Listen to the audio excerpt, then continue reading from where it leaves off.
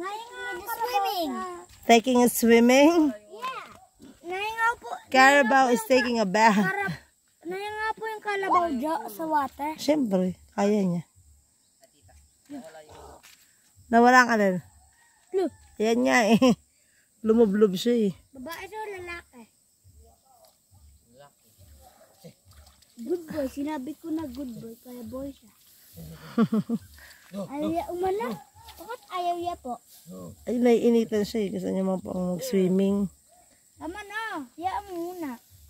Hayaan mo muna dyan. Hey Brent, hahapdi yung shoulder mo. Tara na, mag-jacket ka muna bago ka bumanik.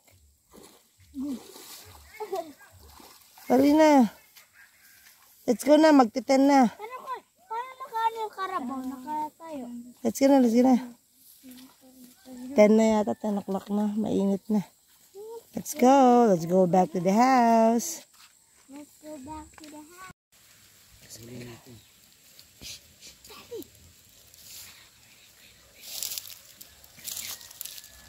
Maliit kami. Ano ang buhay na?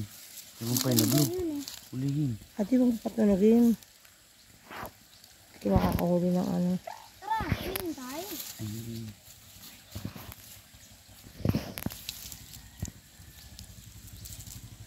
Baka madulas ka naman dyan, Des. May hawak ka pang tubig. Diba ko, be careful mo.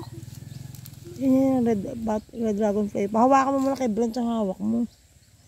Ruel, layo na konti. Huwag masyadong malikot, Ruel. Hawak lang tatakbo, ha. Wala nilikot.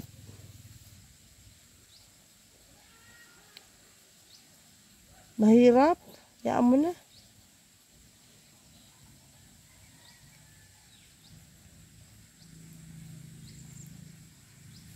Adi, alam mo yung tula?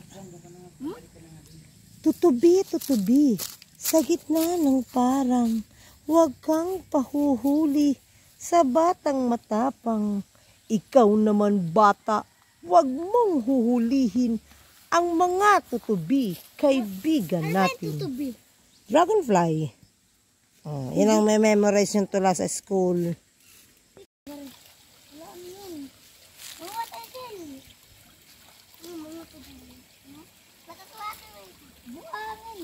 Adi, wag na. Nadayan mo ito, buhangin. Buhangin ito. Mad yan, lupa. Soil. Makal, balik yan. Na. Ang dami doon. Adi, wag na. Madulas kasi.